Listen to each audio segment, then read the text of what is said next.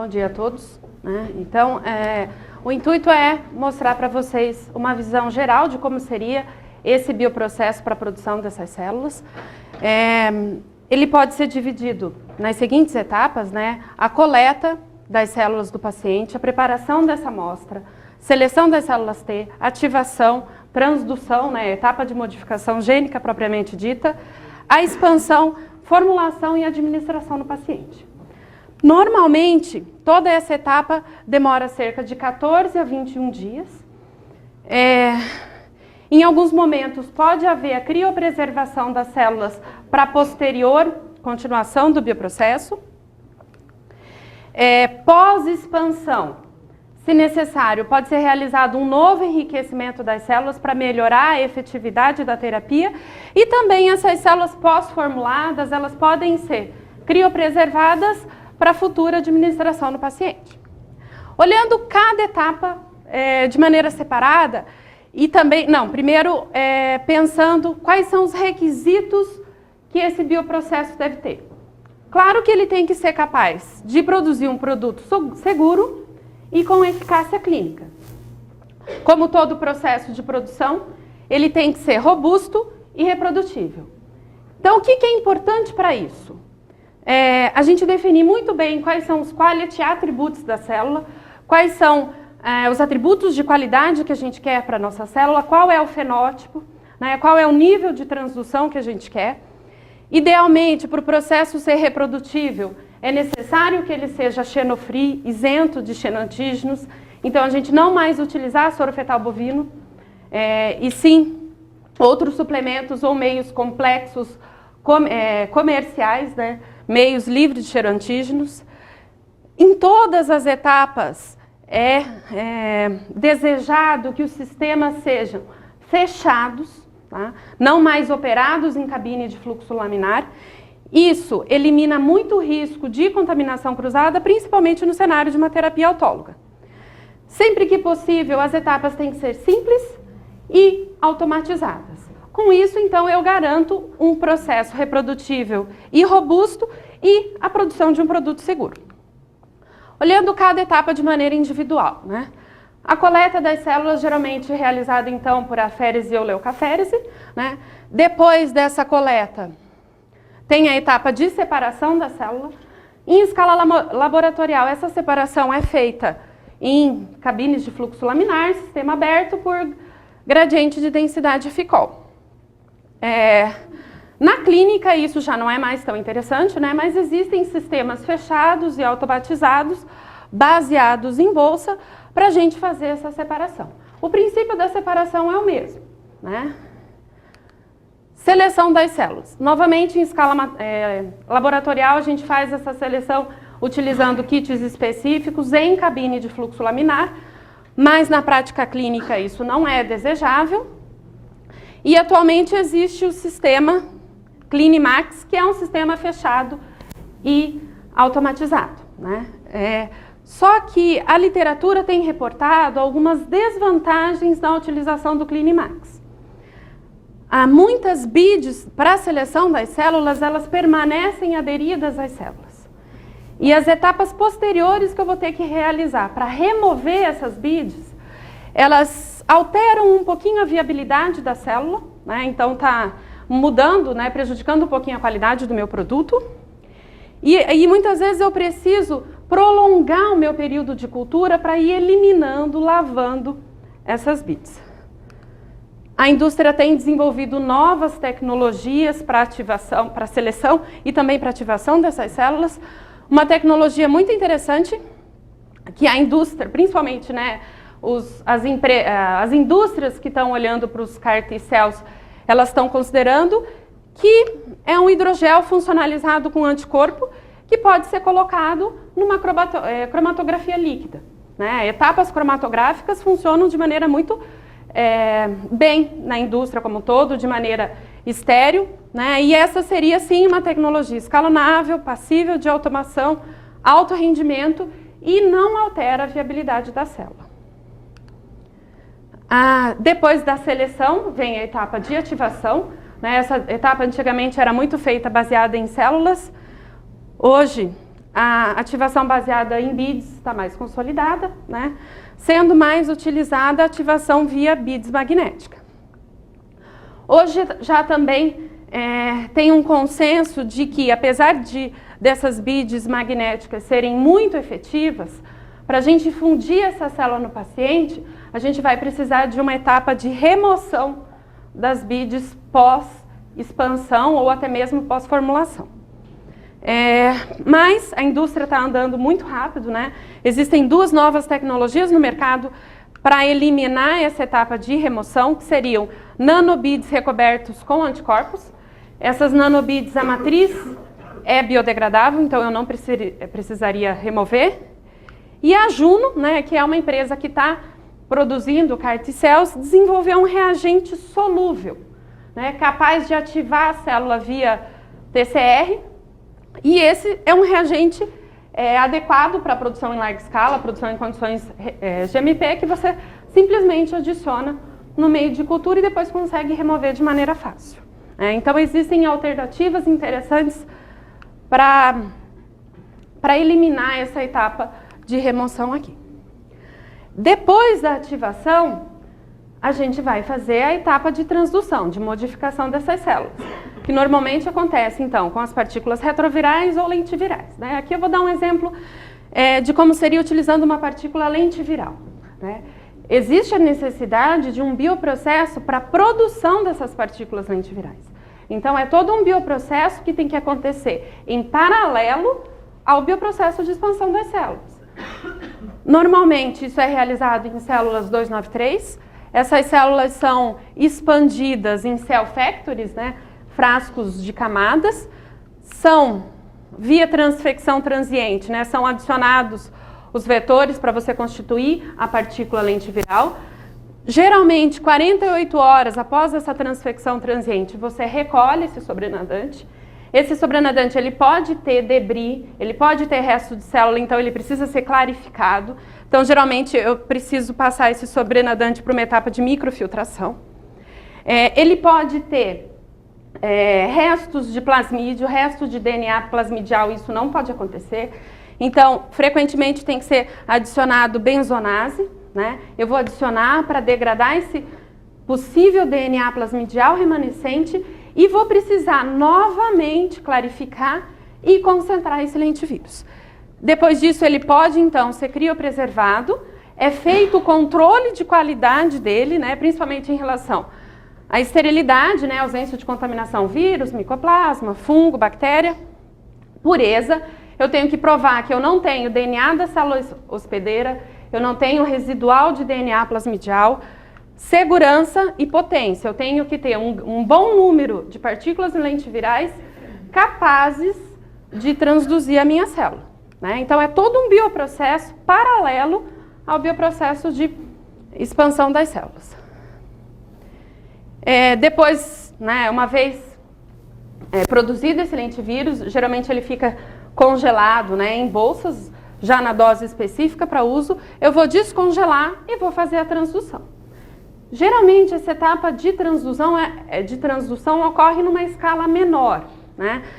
A literatura, os estudos, os centros que o Rodrigo falou que estão realizando esses estudos clínicos, eles têm feito a etapa de transdução em bags estáticas, né? Aí aqui a bag você teria até um volume menor, maior um pouquinho, quando comparado aos frascos e placas de 6 postos. Mas existem institutos que fazem essa, mesmo para chegar até no paciente, faz essa etapa de transdução numa escala pequena, né? Só depois, então, dessas células serem modificadas geneticamente que vai ocorrer a expansão propriamente dita. E aqui que está um dos principais desafios desse bioprocesso. Qual é a metodologia adequada para a gente expandir essas células? Em teoria, sistemas estáticos, frascos, bolsas estáticas, eles são adequados até um certo ponto. Normalmente, eles conseguem produzir de maneira adequada e com qualidade em torno de 5/10 células. Mas limitação relacionada principalmente à troca gasosa, tá? Para manter uma boa troca gasosa, eu preciso usar pouco meio de cultura por centímetro quadrado de área disponível no frasco. Isso faz com que, se eu tiver que aumentar a produção dessas células, eu tenha que aumentar muito o número de frascos. Isso passa a ser labor intensive, né? Eu preciso de muito trabalho manual para trabalhar com esses grandes frascos, esse grande número de frascos, e aumenta muito o risco de contaminação do meu processo. Então, o adequado, acima de 5, 10 células, que é a necessidade do CARS, né? A gente tem que partir para a expansão dessas células em bioreatores. Quais seriam as alternativas, então, de bioreatores para essa expansão? A gente tem o bioreator de tanque agitado, que é um bioreator muito comum na indústria, por exemplo, na indústria de produção de anticorpos monoclonais, né? Eu já tenho um grande conhecimento e uma jurisprudência de funcionalidade e segurança na utilização desse bioreator.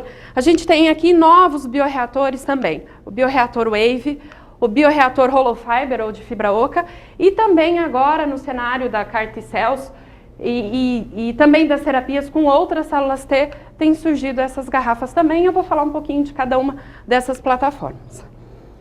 O tanque agitado, até por ser muito conhecido, né, pela academia e pela indústria, foi o primeiro a ser testado para a expansão dos linfócitos.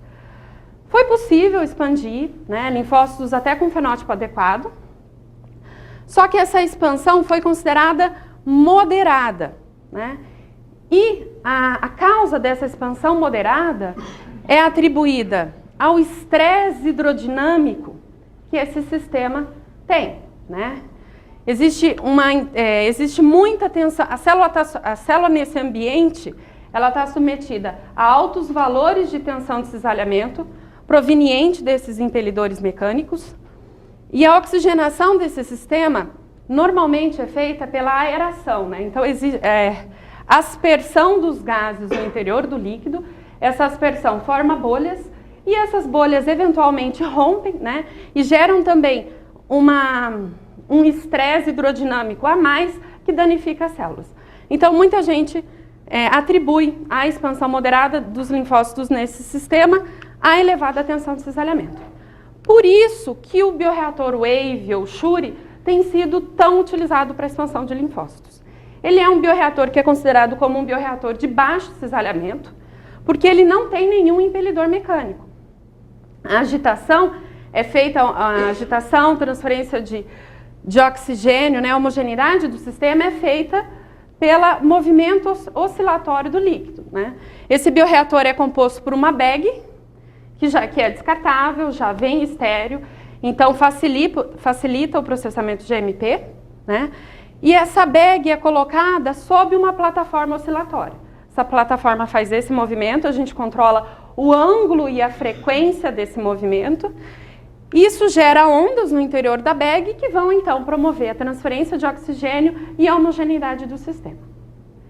O que faz ele ser bastante utilizado para o linfócito também é essa questão, além da baixa tensão de cisalhamento, claro, é essa questão da possibilidade de operar em perfusão, né? O que seria essa operação em perfusão? Ao longo da expansão das células, eu vou continuamente adicionar meio de cultura novo, contendo IL-2, que é importante eu diariamente adicionar mais IL-2, né? Eu vou fazer isso de maneira contínua e continuamente eu vou retirar meio de cultura metabolizado, com um sistema de retenção específico que as células continuam dentro do bioreator, tá? Não que o bioreator anterior não possa ser operado em perfusão, ele pode, mas o Wave funciona melhor por causa da baixa tensão de cisalhamento. Existem protocolos já bem definidos para a expansão dos linfócitos nesse sistema, né?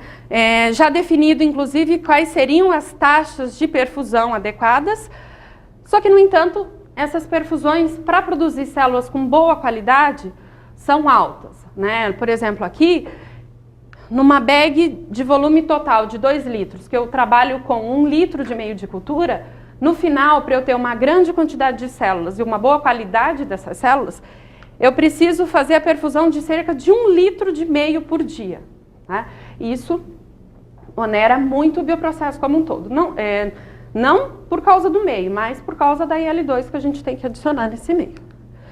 Mas existem reportes, né, bem-sucedidos em relação ao número de células produzidas, né? A GE mostra que, por exemplo, em bags de 1 litro, operando em perfusão, eu chego a produzir 2/10 células totais. Em bags de 5 litros, eu chego a produzir 6/10 células totais. Tá? É importante ter em mente também que ao longo desse processo de expansão, eu não vou acompanhar somente o crescimento da célula. Eu tenho que garantir que os nutrientes presentes no meio de cultura não estão exauridos, né? Então a célula está metabolicamente ativa, e tenho que garantir também que subprodutos tóxicos do seu metabolismo não estejam presentes em altas quantidades, né? Que é isso que está mostrando aqui. Glicose e glutamina, que são importantes para o linfócito, eles não estão exauridos, e o lactato, que pode inibir o crescimento da célula, ele não está sendo produzido em altas concentrações. E a própria perfusão, né, a troca diária do meio de cultura, ajuda a manter esse cenário metabólico favorável. As garrafas de Rex, elas estão entrando bastante agora no cenário da imunoterapia, né, com linfócitos de maneira geral, não só com os CAR T-cells, mas principalmente para os vírus específicos. Né? Como eu falei, o WAVE é eficiente, mas ele traz consigo uma necessidade grande de meio de cultura, que onera o processo. Né? As garrafas de Rex são sistemas mais simples, mais fáceis de manipular, você não precisa de uma mão de obra especializada, né? Não é um bioreator.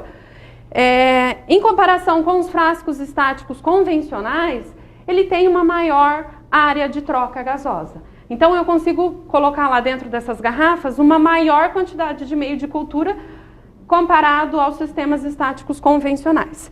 Existe hoje garrafas de 500 ml, 2 litros, 5 litros, e existe também, no caso da CAR T-cells, a possibilidade de operar em perfusão essas garrafas, né?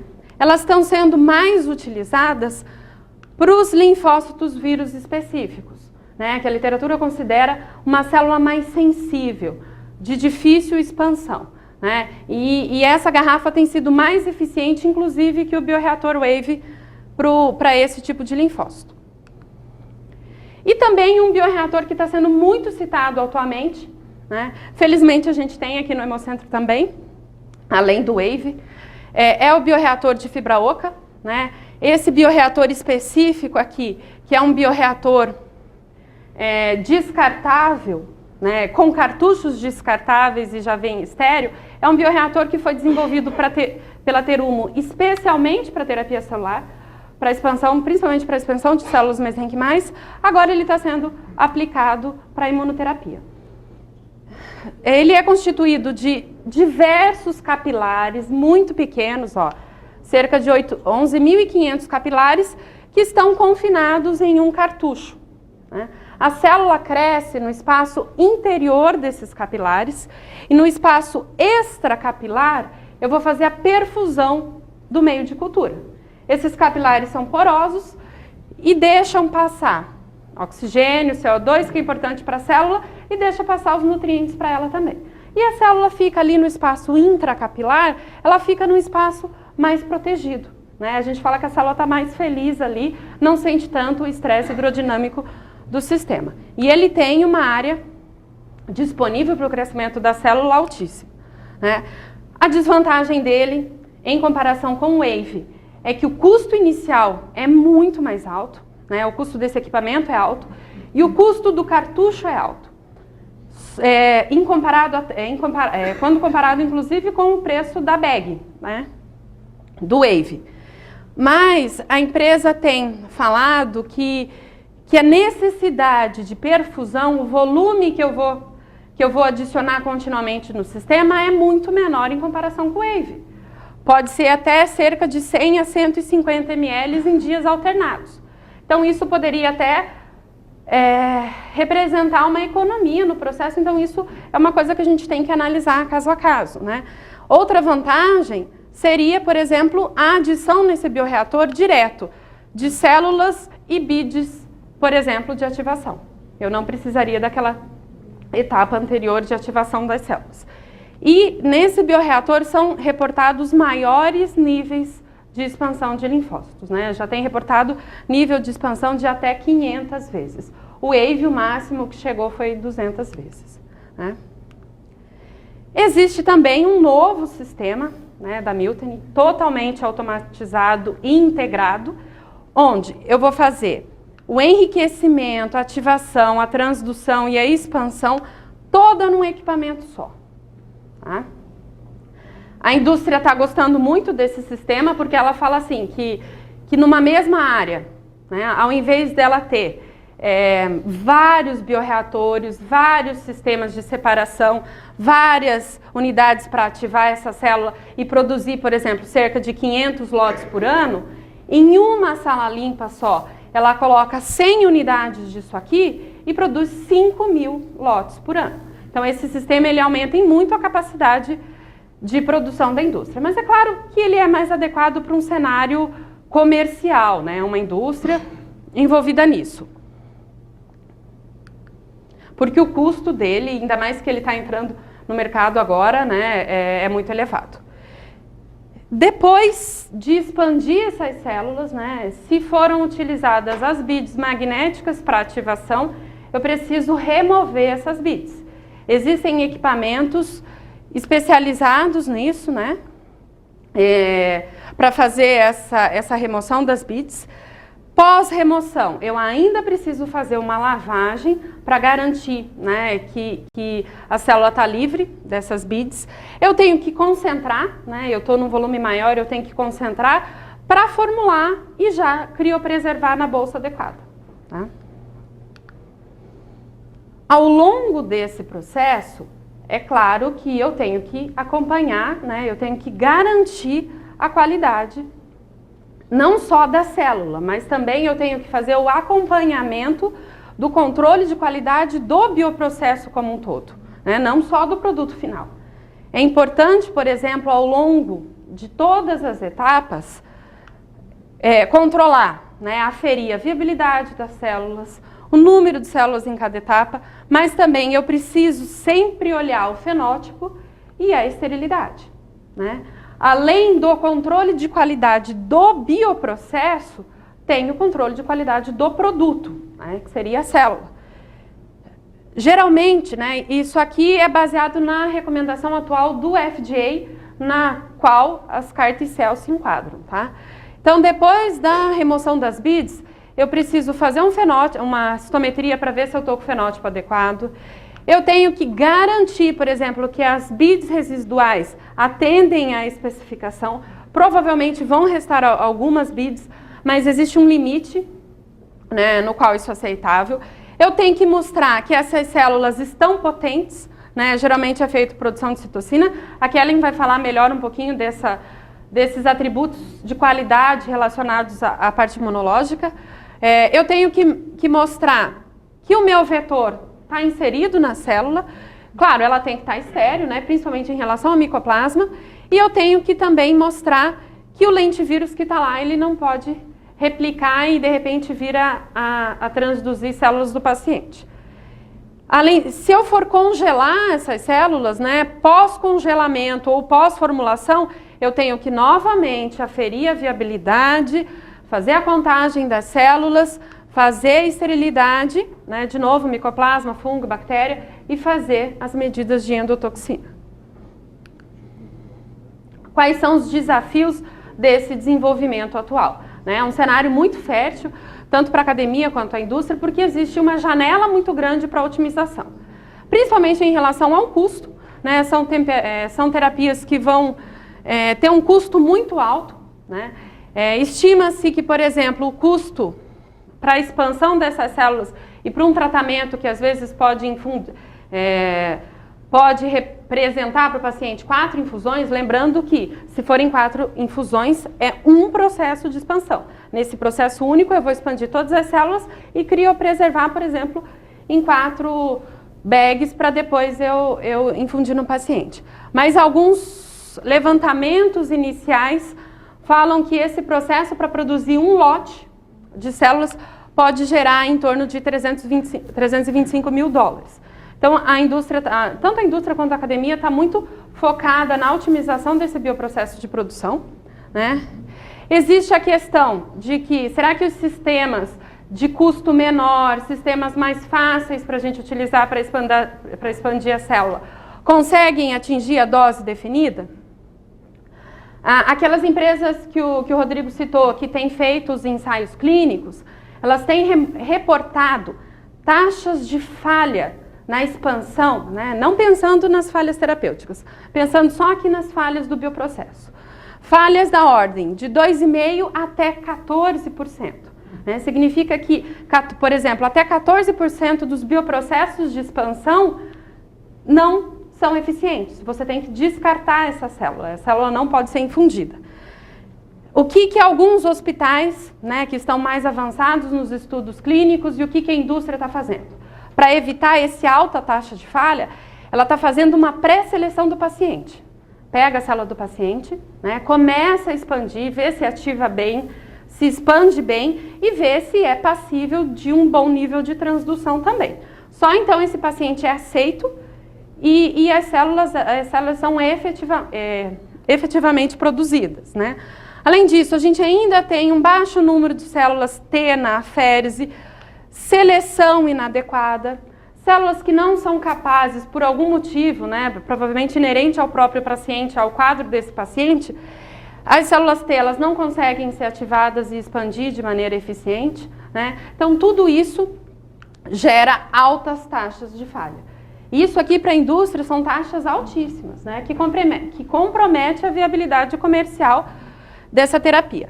Além disso, tem o problema que a Virgínia já falou da eficiência de transdução. Cada paciente, a célula de cada paciente vai ter uma eficiência de transdução diferente. Isso gera, né, uma não reprodutibilidade lote a lote, né, o que é muito ruim.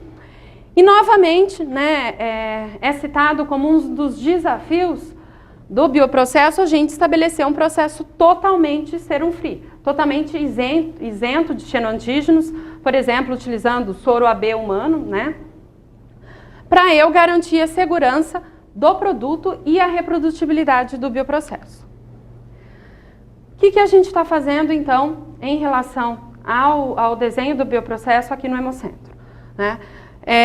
Como o professor Dimas já falou, a gente tem uma experiência prévia em expansão de células mesenquimais em larga escala, utilizando até esses bioreatores que eu já mencionei, né? O Hemocentro, por exemplo, tem o WAVE, o Hemocentro tem o Hollow Fiber, é o único centro no Brasil que tem esse bioreator, por enquanto, né? Existem outros centros interessados e tentando adquirir, mas é o único centro no Brasil que tem.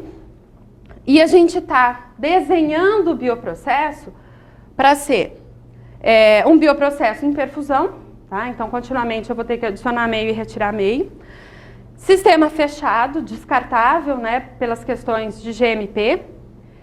E principalmente baseado no WAVE, né? Mas eventualmente a gente vai testar as garrafas e a utilização desse bioreator, fazendo uma análise também de custo dessa expansão, não só olhando no nível de expansão que a gente atingiu e no fenótipo da célula, mas também olhando a questão dos custos, né? Que é isso também que a gente fez para as células mesenquimais quando a gente desenvolveu o bioprocesso. Para finalizar, então, a gente já iniciou algumas etapas de padronização, de expansão inicial dessas células. Por enquanto, a gente está utilizando células TCD3 positivas. Estamos utilizando agora soro AB humano, nós estávamos utilizando soro fetal bovino. Quando passamos a utilizar soro AB humano, as células responderam melhor, a expansão foi melhor, né? A gente já testou algumas condições de cultivo, relação de BID por célula, a célula no processo de ativação e a célula pós-ativação é uma célula muito sensível, né? A gente não pode agitar muito, a gente não pode trocar meio. Então, a gente já adquiriu conhecimento em relação a isso, em relação à quantidade de IL2 adequada para cada etapa, né? E já conseguimos até pré-selecionar alguns sistemas de cultivo que vão ser utilizados para alimentar o bioreator, né? Eu vou precisar de um sistema de cultivo intermediário pós-transdução para eu conseguir o número de células adequado para eu, por exemplo, conseguir infundir numa bag de 1 litro no Wave, ou então conseguir colocar no Hollow Fiber, né? E a gente já conseguiu identificar isso aqui, e a gente identificou então também que ao final, por exemplo, de 10 dias aqui, que a gente viu que é suficiente, né, em termos de expansão para eu poder alimentar o bioreator, a gente tem também um fenótipo adequado dessas células. Essas células, então, podem dar sequência à etapa de expansão. Obrigada.